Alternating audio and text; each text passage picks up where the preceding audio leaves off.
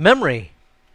In this nugget, we'll be addressing memory. And when we talk about memory, we're going to address the various types of memory and the form factors that are involved. There's a great variety of different kinds of memory out there, sometimes quite confusing with all of the different nomenclature and stuff like that. I say that as if I know what the word nomenclature means, or if I can even pronounce it. Anyway, we also have deciphering memory here, where you'll take a look at some of the markings on memory, understand what that means. You'll take a look at what PC, 3200 memory is, and what PC 8500 memory is, and all those kinds of things, understanding those sorts of things. And then we'll take a look at the actual upgrading and installing of memory as well. Alright, as we get started talking about memory here, I want to address a few things. First of all, we're going to be addressing the types of memory, and this relates to the memory characteristics, what it's capable of, what its kind of bandwidth is, and so forth. And then there's also form factors, which we'll look at a little bit later on. And then there's also some additional data at the bottom of this document, which is available for you up on nuggetlab.com in the zip file there. And this is going to relate to the physical dimensions of the memory. Okay, although some of it also relates a little bit to its technology as well. But here we're going to get started at least with types of memory. And before we do that, I'm going to identify something that's not even on this list. And that's something called SIM memory, or single inline memory modules. The reason why I don't include it on the list is because it is so old, it's defunct. It still appears in the exam objectives for A+, though, for who knows what reasons.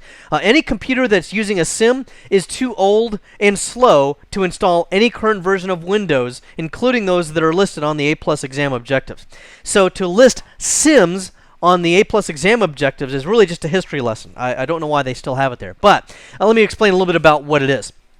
And this is not a SIM right here. I just want to use it as an example to illustrate something else. What a SIM means is that it's called a single inline memory module. These are going to be shorter. They're not quite as long from left to right here as a memory module like this. But a SIM will probably have contacts, gold or sometimes tin, electrical contacts on both sides of it. Okay, and so there'll be one on this side, and then there would be one on the other side. Now, in a SIM, it's actually electrically still the same contact. Okay, it's really the same contact on both sides.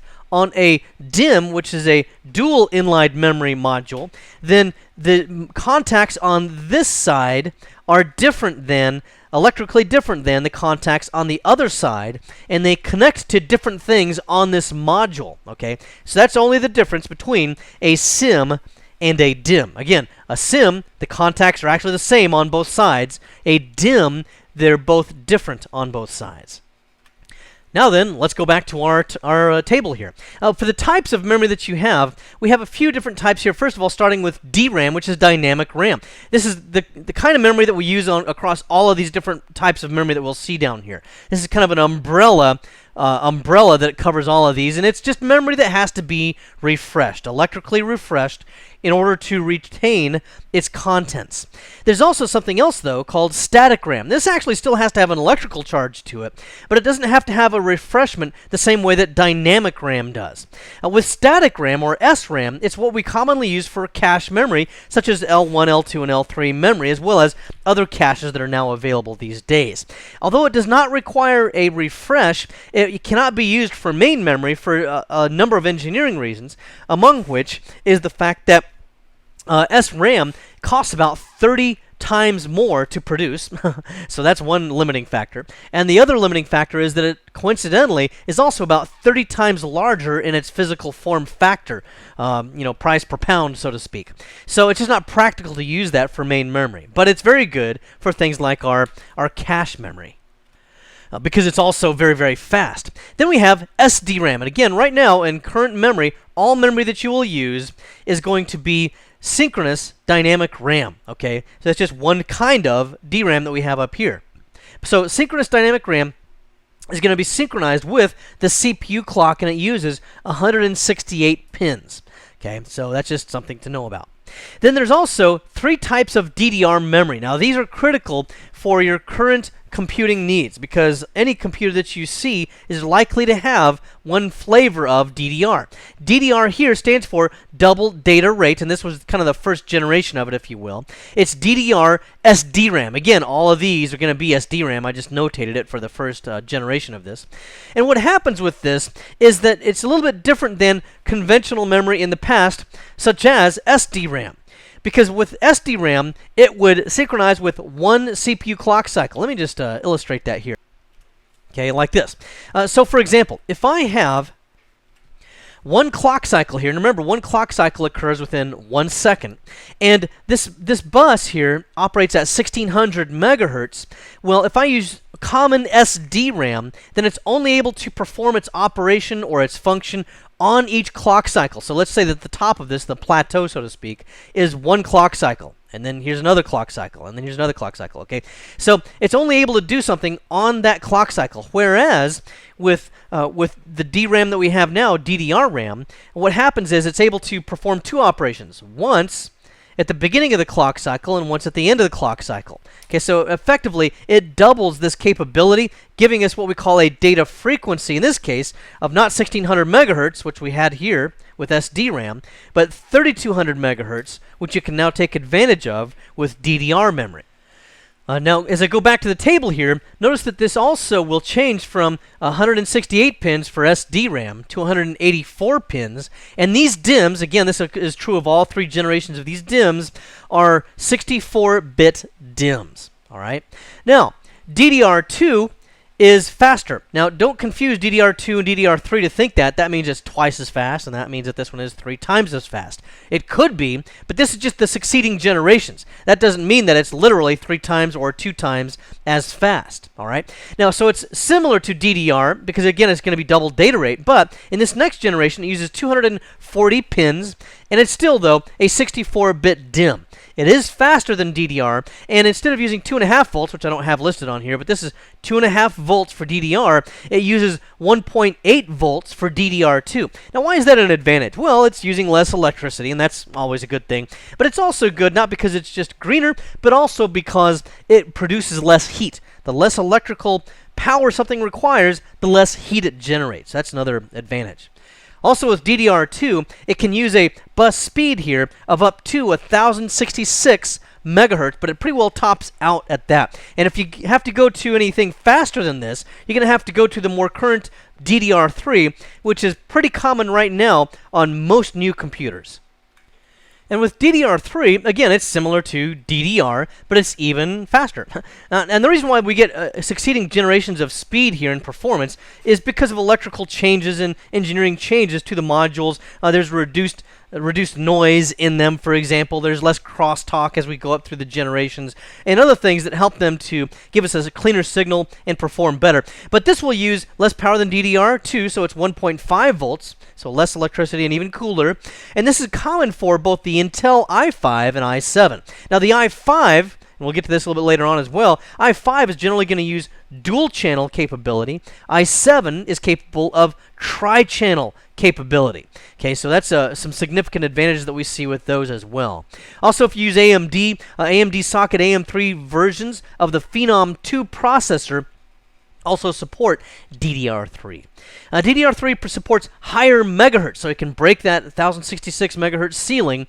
And again, dual and tri-channel support are going to double or triple the throughput that you can get with these as well. So it's kind of exciting where we are with memory right now. And DDR3, it's pretty staggering with its total throughput, which we'll see shortly here. Now then, before I move on to single channel, dual channel, and tri-channel, I want to address another item known as single-sided or double-sided. And the reason why I'm doing that here is because it can be very confusing with single channel and dual channel. Some people feel like they're synonymous. Single banked or single-sided, and dual channel or double-sided. They're not the same thing at all. Okay, so to avoid the confusion with that, I'm going to address right now the single-sided and double-sided issue. And for that, I'm going to this graphic, this photograph, where I've got a memory module, okay, and this is just flipped over, okay? This is one side of one of them, and this is the other side of the same kind of a module right here. So as you look at this, I would ask you, is this a single-sided module or a double-sided module? It's kind of a trick question. The fact of the matter is, folks, I have no idea. We might say, James, you're not very bright. I mean, look, it's got chips on one side, so obviously it's single-sided. Not necessarily. You see, single-sided and double-sided simply relates to the fact of whether or not they have one or two internal banks. And these are actually called ranks of memory chips. What happens here is a dual-ranked DIMM module is going to have two 64-bit wide banks of chips. So maybe these two banks here are going to be logically stacked together in the module, and that would make it a double-sided, a double-sided memory module.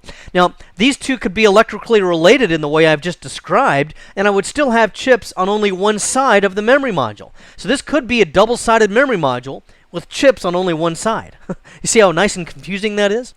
And again, that's because doesn't relate to the physical form factor and where the chips are. It really relates to whether or not the two internal banks are electrically related to one another or tied together. And then, all that having been said, you might wonder, well, all right, James, what is it then? Is this particular memory module single-ranked or double-ranked? Because I just kind of used a what-if example over here. Well, I really don't know. I would have to look up this part number and contact the manufacturer, look at their website to see if it's a single or a double. Now, I will also say, though, that most of the time, but not all of the time, most of the time, if the chips are on only one side, it probably is single-ranked. It's just not necessarily that it has to be that way. This could still be a double-ranked module with chips on only one side. So again, that was single-ranked or single-sided, or double-ranked or double-sided memory modules that I was just discussing, which is totally different than single-channel DDR and dual-channel DDR. Okay, this is a totally different subject now. Okay, although they look similar. What happens with a single-ranked DDR is it's going to use one single DDR module, okay, just one, in a single slot, and it will use, 64 bits of the DIMM, okay? So it's 64 bits in use. Now, this doesn't mean that I can only have a motherboard with one memory slot on it. There's not really many of those around. It could have let's say four memory slots on it, and maybe I have two modules installed. Well, they're both still single-channel DDR if that's all that the motherboard supports. Okay. What this means is that each one of them will use 64 bits. Now, that'll come to light a little bit more clearly as I move on to dual-channel DDR. With this, it will use two DDR modules in two slots to double the bandwidth to the system bus. So instead of using 64 bits, it will now kind of aggregate together and have a total of 128 bits. Let's go ahead and take a look at that. So then, using this photograph as an example, let's just imagine that where you're working with a single-channel DDR motherboard, okay? Then I would have, let's say, maybe I installed 1 gigabyte of RAM here. It's going to use 64 bits, because DIMM uses 64 bits, right? Okay, so we're fine. But then let's realize, let's say I have a lot of applications running and I need to run more applications concurrently, and I realize I've got a performance problem. So I need to install additional memory. And that's very commonly how we will improve the performance of a computer, is by adding memory. Okay, because if I don't have enough memory, then it's going to have to use something called the paging file or the swap file in order to kind of fake memory, and that's storage space on the hard drive, which is dramatically slower than the speed of memory. Okay, so now I've upgraded my performance. I have 2 gigabytes total. 1 gigabyte here, 1 gigabyte here, a total of 2 gigabytes in this single-channel DDR motherboard. Now, what happens here is that each one of these sticks will still only use 64 bits. However, if this motherboard were actually a dual-channel motherboard, and this one actually is, it's the one I'm recording on right now, it's actually a dual-channel, so what happens with this kind of configuration is that it will aggregate both of these bit paths, so we'll now have 128 bits that are used for this memory channel throughput, and effectively it doubles it, so it's a dramatic increase in performance. This kind of a dual-channel support is very common with the Intel i5 processor. Now let's also take a look here at tri-channel support. And tri-channel support, by the way, will very often have 3 or 6 memory slots, whereas single and dual channel will usually have 2 or 4 memory slots in consumer level PCs. Servers might have more.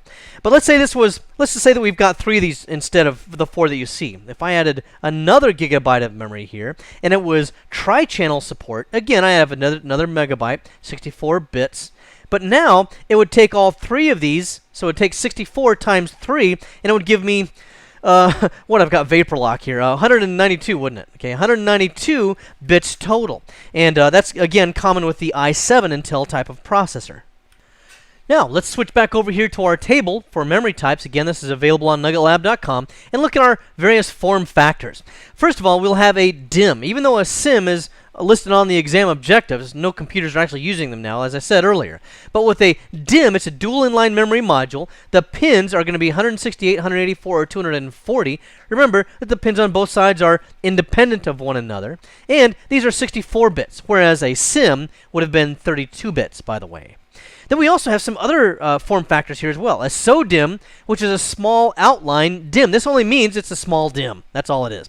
That's the reason why they're smaller is because they're used in notebook computers. The 72-pin DIMM, even though there's 72 pins, it's actually only 32 bits wide. And a 144-pin SO-DIMM is going to be 64 bits wide. Again, by the way, a SO-DIMM that uses 72 pins is a little bit older. I'm not sure you're going to see too many of those. Just about anything you see right now is going to be the 144 pin with 64 bits. And then we also have micro DIMMs. Now, this is going to be smaller than a SO-DIMM, and this is going to be used in your sub-notebook computers or netbooks, sometimes as they're called as well right now. They're going to be 144-pin SDRAM, okay, or 172-pin DDR, okay. 214-pin DDR2.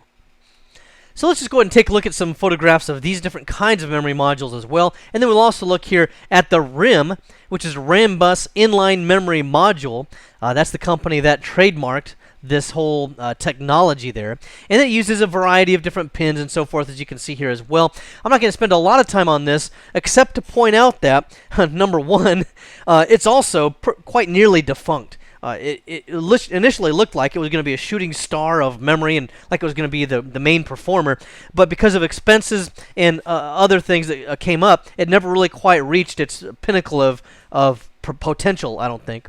The other thing to keep in mind with this is that each RIM slot on the motherboard has to be filled. So if I've got 4 slots and only one actual memory stick to install, then I have to fill the rest of them with something called a continuity RIM or a CRIM to fill those empty slots. And it kind of is used to complete the circuit, so to speak. Also, not all memory now uses heat spreaders, although most of them probably do. But with RIMs, even when DIMMs were not using heat spreaders, RIMs always did, so that visually you can see that they're always going to use a heat spreader. However, current DDR, DDR2, and I should also put on there probably DDR3 as well, is faster and less expensive than the nearly defunct RIM modules. So then here we have a photograph of a SO-DIMM, and this is one I took out of one of my laptops a little while back. It's a little bit smaller, doesn't really have a whole lot of memory on it, but the form factor is pretty much going to be the same here. We would also have other kinds of memory modules. Let me grab another one here real quick. This would be an SDRAM micro DIMM. Okay, and this is just another form factor. Notice that the SO-DIMM had a notch in it. I don't know if you saw that down at the bottom. Maybe I should go back to it. Remember here there's a notch down at the bottom. However, with a micro DIMM, notice that there's no notching down at the bottom. That's one of the first things you can tell about whether or not it's a SO-DIMM or a micro DIMM. A micro DIMM, even though the photograph here looks about the same size, they're actually smaller, again, because they're going to be used in those smaller types of laptops. And then here we just have a photograph of DDR memory. We looked at this photograph earlier for other reasons, but identify that, it's got, if you want to count them all up here, it's got all the pins down at the bottom. Which, remember, for the first generation of DDRs, 184 pins, if you want to take time to count them. Now you're welcome to it. And then also that it's got these notches on the side. There's actually some flip-up levers that go into the notches that I'll show you here a little bit later on when we talk about actually performing the installation of this memory. Also, this notch that we see down here at the bottom is designed so that, again, you cannot take DDR memory and install it on a motherboard that supports some other kind of memory, because the notching will be in different locations. Now with DDR, that's not too terribly hard because the pin count is different, 184 here, as opposed to 240 pins for DDR2 or 3 memory, so it wouldn't fit for that reason anyway. But again, the notching will help to resolve any problems that you might have in getting the wrong memory into the motherboard. And then for DDR2, let's go back to this photograph here. If we were able to compare these, we'd see that this notch slides over slightly. It's in a slightly different position, but otherwise, besides the fact that there's more contacts down here, again, it has the notches on the side like we saw earlier there as well. And then for DDR3 RAM, this is actually one of the memory modules in the computer that I'm recording on right now. We see, again, we have a lot of contacts at the bottom. There's the 240 pin contact. This also has the notch that's slightly further over, even further, to again prevent it from being installed in a motherboard that does not support this type of memory. And then here's wanted to show you a memory module with a heat spreader on it, also known as a heat shield. Not all of the modules will have these, although most of the current ones seem to. But one of the modules I showed you earlier of the DDR2 memory with that had memory chips on only one side, that did not have a heat shield on it like this one does. These are generally made of aluminum, and some manufacturers kind of brag also that they have different styles of aluminum that they put on there and stuff. And a lot of them will have, you know, little flames kind of shaped like in fins that come up off the top of these. They're supposed to dissipate heat even more, and they'll say that the kind of aluminum that's used is aircraft grade aluminum. I don't know, maybe it's used on the F-22 fighter or something like that. I kind of prefer the aluminum that's used from the mothership, but that's just me. Anyway, so there's this kind of heat spreader that's used on there, and then if you have a RAM bus inline memory module or a RIM, then in the characteristics of this, remember that they always have these heat spreaders on them. Notice that the RIM also will have a big gap, and this is one way that you can identify it visually, is this big gap that appears between the contacts right down here, and it has the 2 notches on the bottom as well. Now, we've talked a lot about memory, different acronyms, and all these different kinds of things, and the confusion between single-sided or single-ranked, and, you know, single-channel and dual-channel, you know, all of those sorts of things. So now, in order to further the confusion, we're going to talk some about deciphering some otherwise indecipherable things about memory. I think they make memory decidedly confusing just to keep us on our toes. One of the things that could be confusing is the density of memory. No, this does not mean whether or not you can hit it with a hammer or not. What this means is how much each memory chip holds, and when you add them all together, how much total memory you have on that memory stick. So let's go ahead and take a look at an example. I think I've got one here. Let's take a look at this one. Okay, here's just a photograph we looked at earlier, and I'm going to zoom in on this. And I think we got the bargain of the century, because look at this. Although it says that this has only 512 megabytes, I, in my crack mathematical skills, can kind of figure out that since this is 64 megabytes, it says times 64. Wait a minute. Something's not right there. That must mean that I've got a lot more memory than I thought. So if I take 64 megabytes times 64, that equals, wow, 4,000 megabytes. In other words, 4 gigs of RAM. So I might have paid for only 512 megabytes of RAM, but did I really wind up with 4 gigs? No. You didn't quite hit the jackpot there, folks. What really happens here is, since this is in megabytes, notice that it says right there, 512 megabytes, and we're working with megabytes here on the chips. Each one of the chips is 64 megabytes. But it says by 64. What's that 64 mean? That is the bits. That's the number of bit width that this has. But since we're working with bytes, we have to convert this by a factor of 8. So we have to divide this by a factor of 8, because we're working with megabytes and you know, bytes instead of bits. Well, great. That shrinks us back down to 512 megabytes. So anyway, to calculate the density, you can do the math right here. You'll see this very often on these memory modules. But then you'll have to divide by 8 to make sure that you get the actual density of the memory. Let's also talk about something called parity. Now, rarely, again, this is one of those things that's nearly an antique right now. I'm not sure why this is on the A+ exam, but they talk about parity and whether memory is parity or non-parity memory. Let's go ahead and address what parity is. The purpose of parity is to identify corruption in memory. So perhaps, for example, at the time something was in memory, a power sag occurred, and it caused corruption in that memory somewhere. Well, how would you know that that data got corrupt? Well, with parity, what happens is it performs a calculation on the memory to identify that for you. There's really 2 kinds of parity memory modules. One of those is called even parity, One of those is called odd parity. One's not better than the other. It's just two different methods.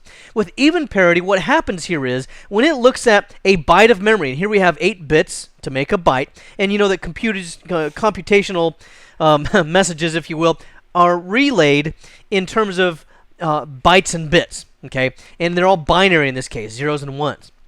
So what an even parity memory wants to do is it wants to count the ones that it sees in this byte, and it wants them to be an even number. So in this case, we have 1, 2, 3, 4 ones. That's an even number. So there's a parity chip on the memory module, and if it's an even number already, then it will just register a 0 here. So it does not add to our 1 count.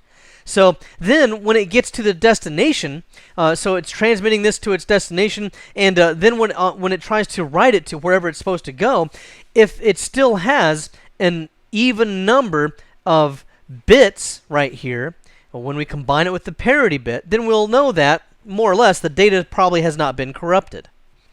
And then moving on down to this example here, then we would look at this next bit of data. Let's say this has got 8 bytes, but it's got only 3 ones in it, so that's not an even number. Well, even parity memory is kind of OCD. You know, it's got obsessive compulsive disorder. It says, I like everything to be even. So it says, I must add a 1 to this in order to make everything even. And it's not satisfied until it does that. And then, when again the data is written to its destination, it also has to be an even number. Now, if the data were to get corrupted, like let's take this last set of bits. Let's say that something dropped, got corrupted here. So we had 001, 001, 01. Okay, that's the same. But then in the last 3 bits, it's supposed to be 010, but here we have 000. Well, it recognizes that the original had a 1 there to make that even. But now, when it takes the parity bit and it adds the 1 there, it sees that that actually makes it odd. Well, that's not what we want. We want to have even. So now we'll know that there's actually corruption in the data. And by the way, what happens when the data gets corrupt? Most of the time with computers that use parity memory, the system shuts down. Yeah, no warning or anything, just poof, gone in an instant. And it prefers to do that and potentially corrupt Windows than to give you corrupted data. I would rather have something a little bit corrupt and to have my operating system running. But anyway, that's the way parity memory works. Maybe that's why it kind of fell out of favor, because people didn't like their machines spontaneously shutting down. Gee, I sure hope they don't use parity memory in the computers that run air traffic control or anything like that. Anyway, we also have the same idea with odd parity. It's the same principle. We have 4 bits here that are turned on, so we would have to add another bit here to make that an odd number, to make it happy. Here again, we have odd numbers here in this case, 3 of them. So here we don't have to add a parity bit, so that would be a 0. Okay, and then if corruption were to happen here, like if this is my original data and this is my new data, the difference would be right here. We have a 1 where we're not supposed to, and we had a 0 here, so we have 1, 2, 3, 4 bits. Again, it would know a problem occurred, and again, the system would just shut down. Now, as an alternative to that kind of memory, there's also something else called error-correcting code memory, or ECC memory.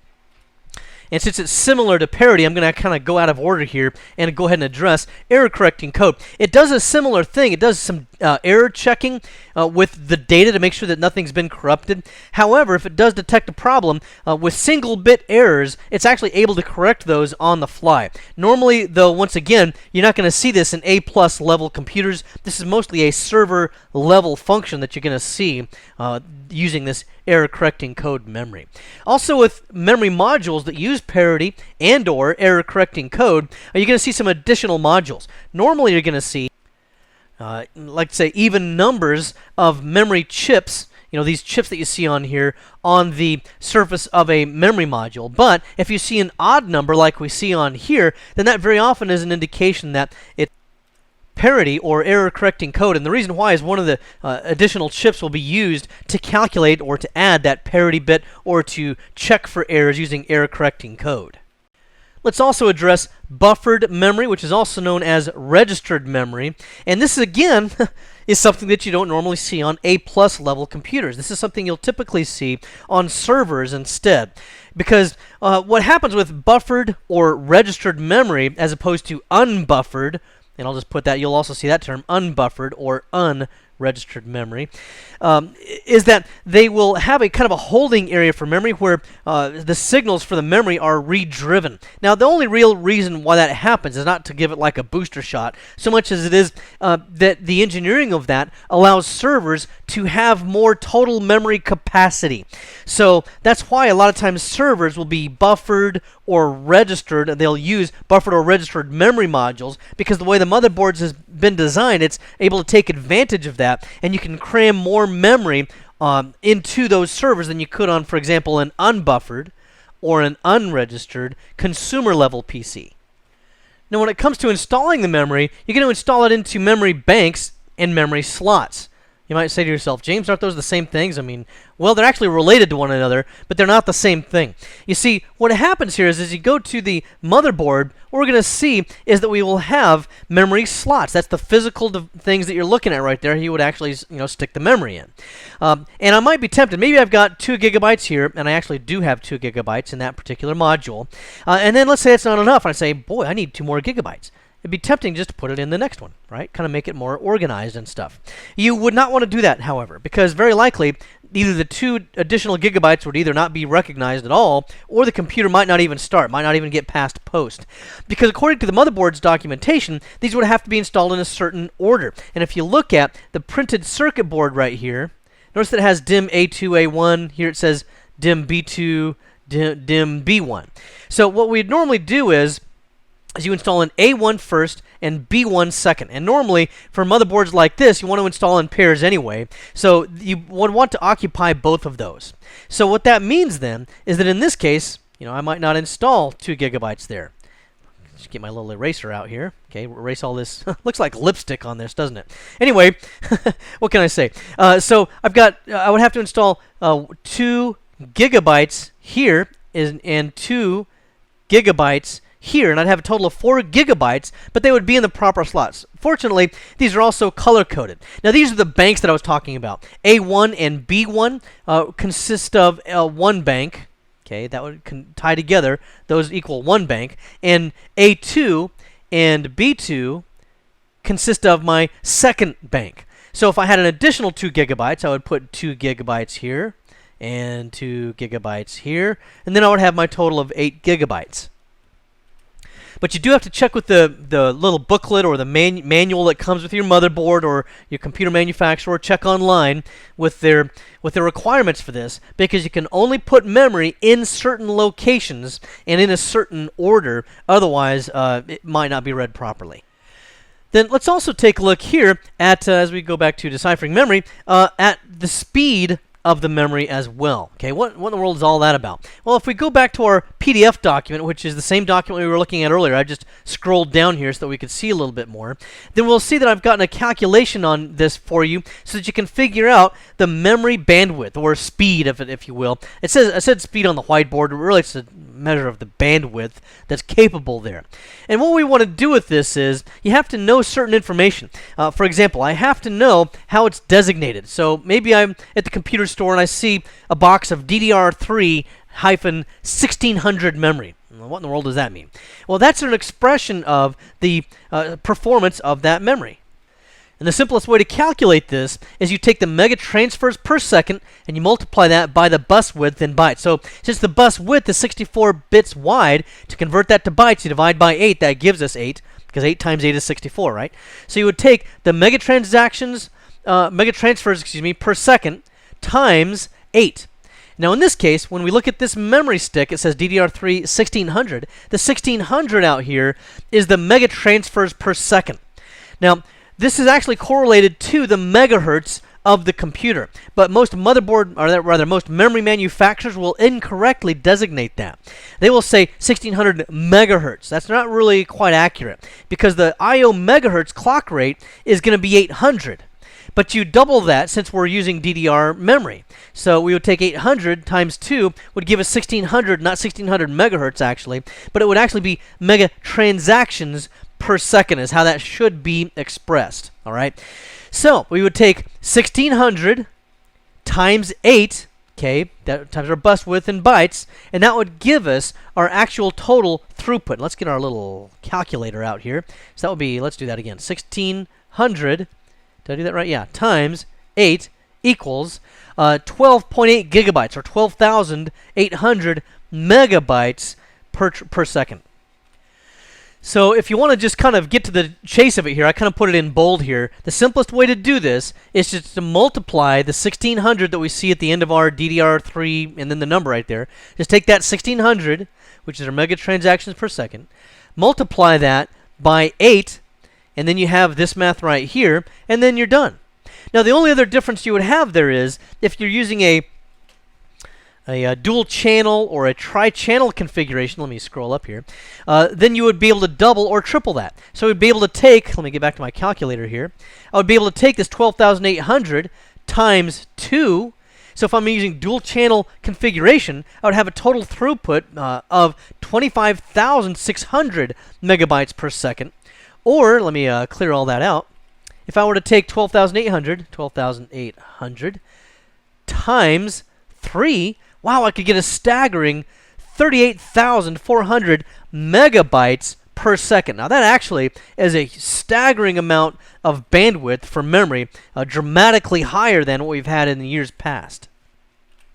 So anyway, that's how you would configure or determine the speed of the memory. Now another way to look at that as well, by the way, let's go back to our base value of 12,800. That was our starting value.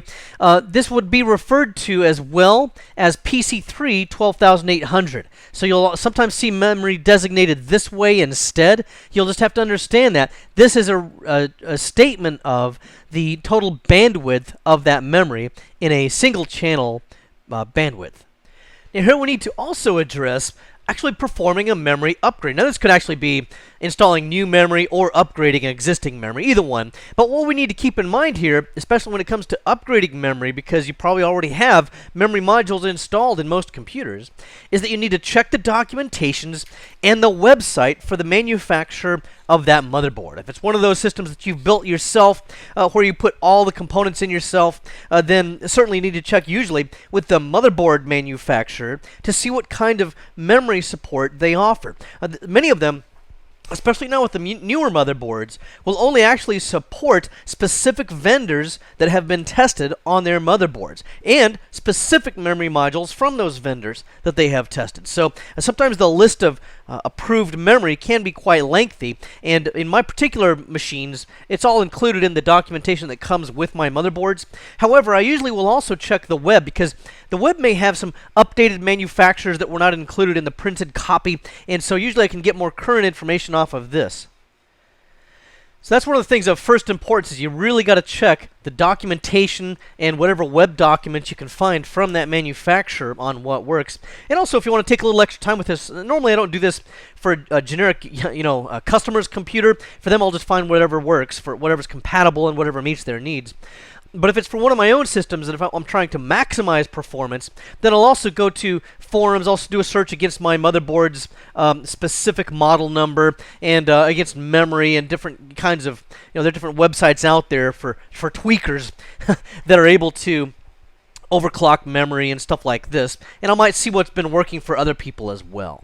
And then there's also bank population. Now we talked about that already a little bit, but just remember that when we take a look at our motherboard, the motherboard has to be filled in certain order, has to be filled in pairs or in triples, depending on if you're using i5 or i7 processors, and whether or not you're using dual or tri-ranked tri-channel memory.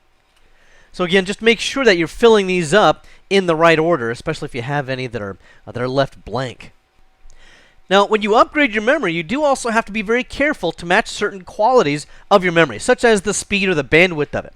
For example, if I've got an existing motherboard that came with 2 sticks of memory in it, maybe it was PC3 6400 memory, which would be DDR3 800. Okay, another way to express the same thing.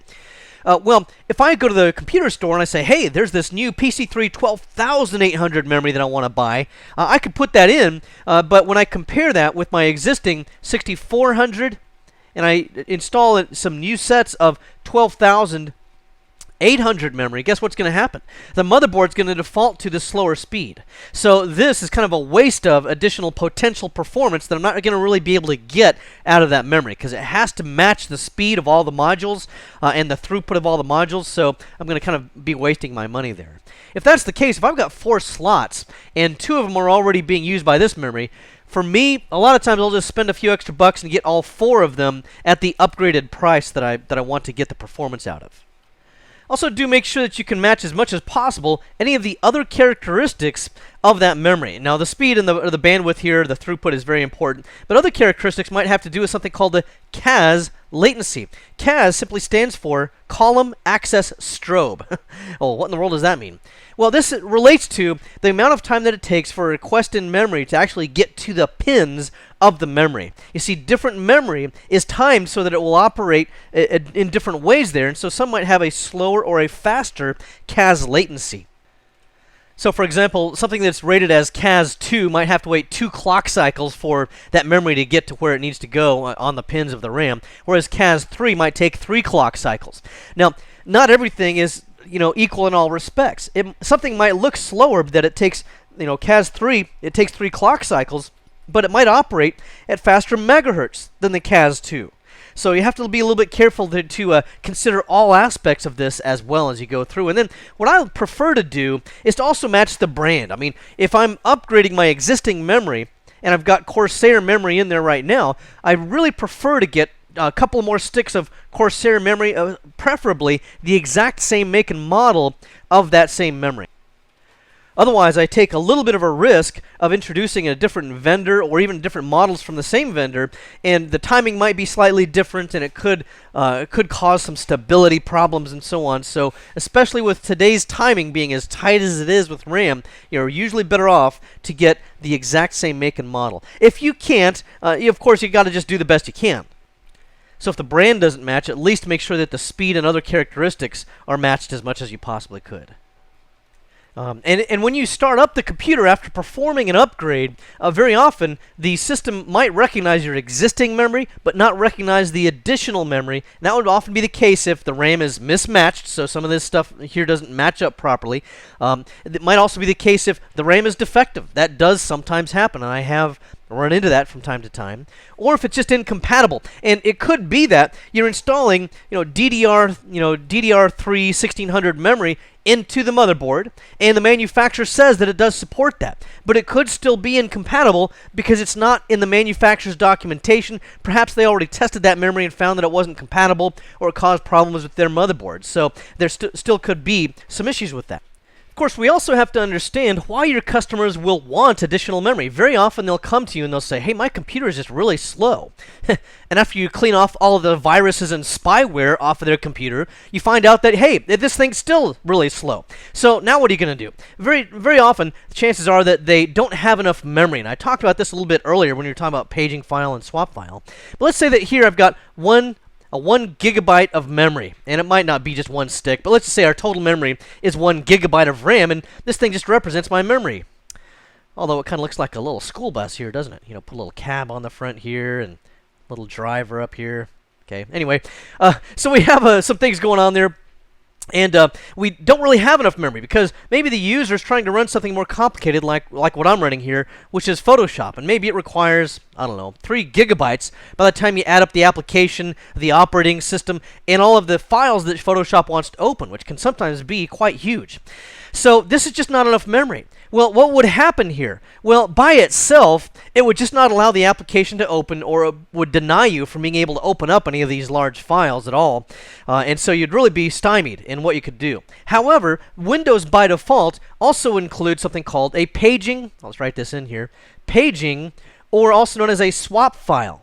Okay, they're really the same thing for all practical purposes. They just have changed the terms over time. But this just carves out a portion of the hard drive space, and it doesn't actually look like a pie slice, although I'm strangely hungry for a slice of cherry pie right now. Peri chai. Anyway, so what we have here is a slice of the pie, so to speak, out of the hard drive that's used for something called paging and swap file. This is going to be fake memory, okay? Fake memory. Since we don't have enough random access memory, we'll trick the operating system and the application into thinking that this is RAM when it's really not. Now, that seems like a good idea because, hey, after all, now that means that I can open up my applications. And if the pie slice here isn't big enough, it'll actually even grow it by default to make it even bigger if I need to. Problem with that is this is agonizingly slow. it's going to cause the hard drive to really thrash, which means that that hard drive light is just on, and it's just very, very, very busy trying to access what's supposed to be fake memory down here and accessing all this data, because the hard drive is thousands of times slower than actual physical RAM, and so it's really going to be very painful. That's why you would probably need to upgrade to memory. And then what I might do is maybe I'll get big with this and upgrade to 8 gigabytes of RAM. And once I've done that, then it will take most of the paging off of here, although technically speaking, there's always going to be some paging going on. Just the operating system and applications do a little bit of paging for whatever reason regardless. But at least I've relieved most of the burden off the hard drive and put it up here into memory. So now when it comes to actually performing the installation of the memory, it's going to be mostly the same in terms of the physical action of installing the memory, regardless of whether you're installing DDR, DDR2, DDR3. The actual physical act of installing, it's all the same. It's just that this notch, again, remember, moves slightly over for different succeeding generations of DDR. So the way this might work then is I would take this memory stick and I would put it down into the motherboard like this, and you can see here that I've already got 2 modules installed. And one thing to keep in mind with this is notice that these little clips over on the side of these levers, when the memory is properly installed, what happens is there's something in the bottom of these levers where the corner edge of this module will push down on it and flip these up. You may also need to take your thumb and press them into place a little bit better too. Sometimes they don't quite go up all the way, but they should usually. If you push this all the way down into this slot, then it should flip these up pretty fine. But I always confirm this by pushing them in further. Also, something to keep in mind with this is that depending upon the motherboard manufacturer, when you push this in, it really is a little scary sometimes, because you're pushing hard and it just does not seem to be budging, and you really got to put some weight behind it. Sometimes it'll actually even hurt your thumbs a little bit when you push down with the pressure on this. The thing to keep in mind is that as you look at this, you just must make sure that you've got the right memory in the right module and in the right slot, and that it's oriented properly, because if we go back to this memory right here, notice that these notches are also offset.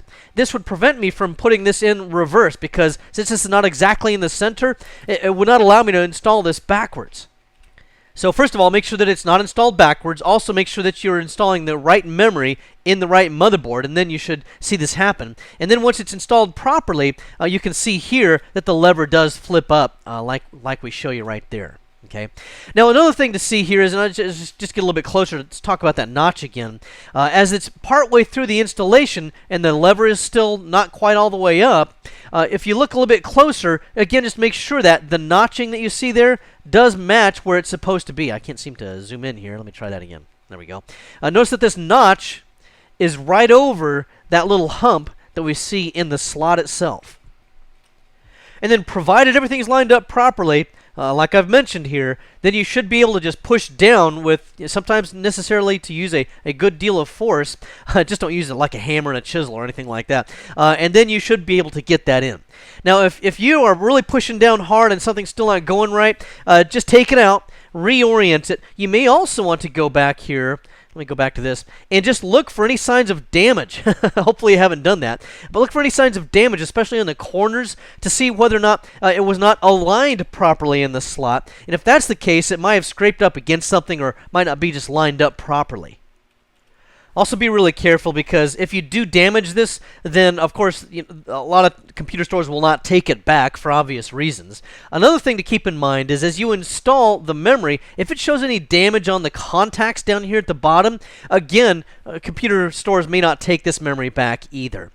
Some computer stores are getting very particular about this, because there's a lot of people that are do-it-yourself upgraders and they mess things up all the time. And so a lot of the stores are having to take back damaged goods, and sometimes it's a little bit difficult to detect on these memory modules whether or not they're actually damaged, especially because you also have to be careful about electrostatic discharge. Now, with this one, with the heat spreader, that's going to help a little bit, because the heat spreader may not be in direct contact with the actual chip.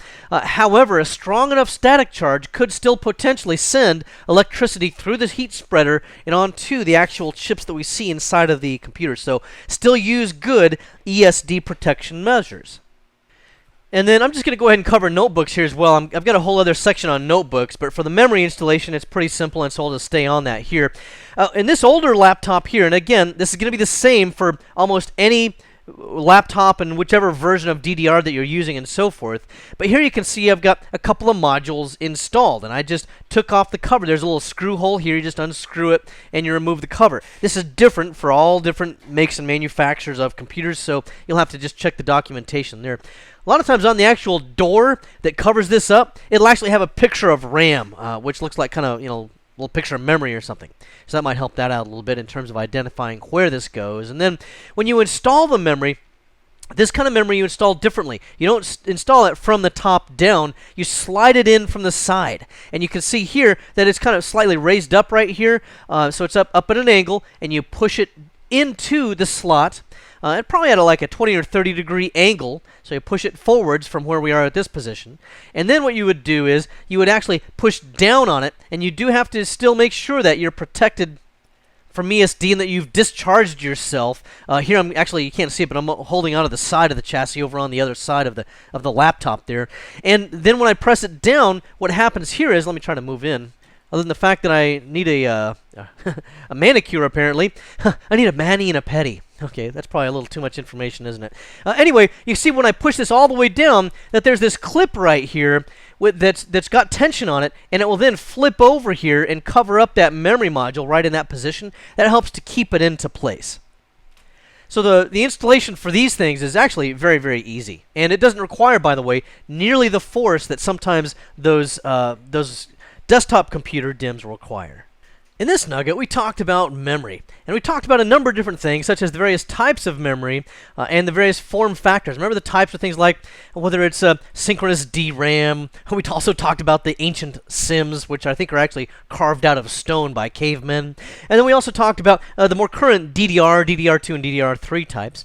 Then we talked about the form factors like SIMs, SODIMMs, micro-DIMMs, all those different kinds of form factors. We looked at deciphering the memory and having to understand some things about the various characteristics that we see there, as well as how to upgrade and install your memory, as well as also why you would want to install additional memory, which again relates to things such as the paging or swap file. Well, I hope this has been informative for you, and I'd like to thank you for viewing.